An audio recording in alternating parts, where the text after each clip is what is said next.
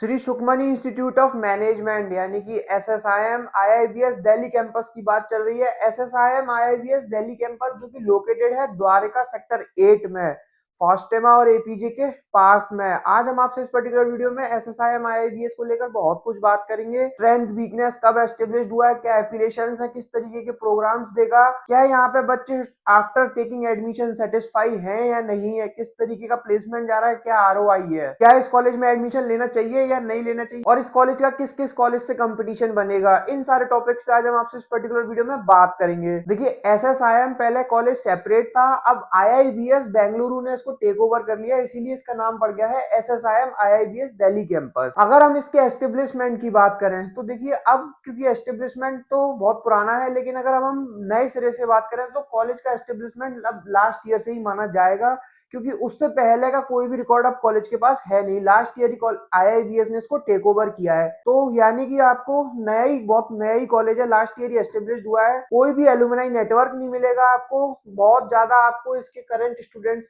से बात करने का मौका नहीं मिल पाएगा, या फिर कोई भी पास आउट आपको बच्चा नहीं मिल पाएगा। आज हम आपसे इस पर्टिकुलर वीडियो में बहुत कुछ बात करेंगे। इन केस कुछ रह जाता है, या फिर आपको इस कॉलेज का फॉर्म फिल करना है, या फिर आपको यहाँ पे एडमिशन के लिए बात करनी है, यानी कि स्कॉलरशिप के लिए बात करनी है, तो आपकी स्क्रीन पे नंबर है, कभी भी कॉल कीजिए, कभी भी बात कीजिए। पीजीडीएम प्रोग्राम देगा। PGDM means post graduate diploma in management which is approved by AICTE, but college is not approved by AIO. College का सिर्फ और सिर्फ 60 का सीट इनटेक है, तो अभी नया कॉलेज है इसलिए बहुत कम सीट है। स्पेशलाइजेशन क्या देगा, तो देखिए मेजर स्पेशलाइजेशन देगा data science, finance management, marketing management, human resource management, business analytics, product and operation, entrepreneurship, supply chain, agri business, international business, hospital and health care, information technology, artificial intelligence and machine learning, global finance, digital marketing, cyber security, fintech. इस तरीके से बहुत सारी specialisation है college के पास। बात करें अगर एलिजिबिलिटी क्राइटेरिया की, तो देखिए एलिजिबिलिटी क्राइटेरिया बहुत सिंपल है। 10, 12 प्लस ग्रेजुएशन में आपके पास 50% और अबव मार्क्स होने चाहिए, देन फॉलोड बाय किसी भी एक एंट्रेंस का आपके पास स्कोर कार्ड होना चाहिए, देन आपको फॉर्म फिल करना होगा। अब देखिए, आपको इसका फॉर्म अगर फिल करना है, आप हमसे कूपन कोड ले लीजिए। विद दैट कूपन कोड शायद आप इस कॉलेज का फॉर्म फ्री ऑफ कॉस्ट या 50% डिस्काउंट पे फिल कर सकते हैं। देन आपको जीडी एंड पीआई के लिए अपीयर होना पड़ेगा।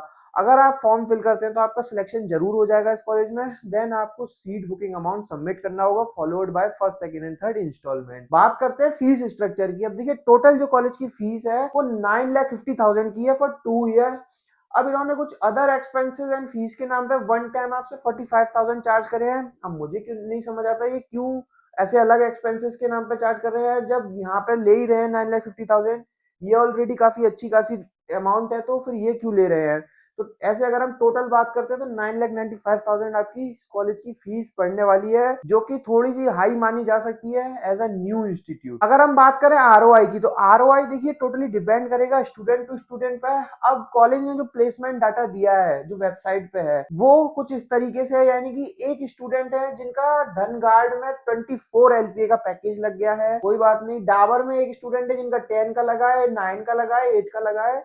बाकी मेजर ये चल रहे हैं 6.5, 6.56। तो इस तरीके से आप देख सकते हैं ये सिर्फ एक एक स्टूडेंट है, बाकी ज्यादातर स्टूडेंट का 6 एलपीए तक का ही एवरेज पैकेज चल रहा है। उस हिसाब से आप आरओआई कैलकुलेट कर सकते हैं, यानी कि आपको 10 लाख करीब तो फीस देनी होगी, 4 लाख करीब हॉस्टल, तो 14-15 लाख रुपए आपके खर्च होने वाले हैं, और आपका एवरेज पैकेज यहाँ से 6-6.5 एलपीए से ज्यादा का नहीं लगने वाला है। अगर आपके पास कोई एक्सपीरियंस है, वर्क एक्स है, या ऑलरेडी आप किसी एमएनसी में 15-20 लाख के पैकेज पे हो, तब आपका ये इतना पैकेज लगता है। तो आपको हमेशा एवरेज पैकेज देखना चाहिए, ना कि हाईएस्ट या मीडियन। बात करेंगे हम कुछ स्ट्रेंथ की, कुछ वीकनेस की। अब देखिए, स्ट्रेंथ मानी जा सकती है क्योंकि इसको आईआईबीएस बेंगलुरु ने टेक ओवर किया है, तो उसका तो पास्ट में अच्छा रिकॉर्ड है, तो इसको उस वे में देखें तो थोड़ी सी स्ट्रेंथ मानी जा सकती है। बाकी वीकनेस काफी सारी है, लाइक अभी कॉलेज न्यू है, लास्ट ईयर ही टेक ओवर हुआ है, कॉलेज का सीट इनटेक भी बहुत कम है, कॉलेज के पास एआईयू का अप्रूवल नहीं है। अब पता नहीं इस साल फर्स्ट ही बैच होगा तो किस तरीके से परफॉर्म करे। एवरेज पैकेज भी बहुत अच्छा नहीं था। जिन स्टूडेंट्स को ये प्रोफाइल मिली है जो मैंने अभी दिखाई है, ये सारी सेल्स की प्रोफाइल ज्यादातर दिखाई दी है।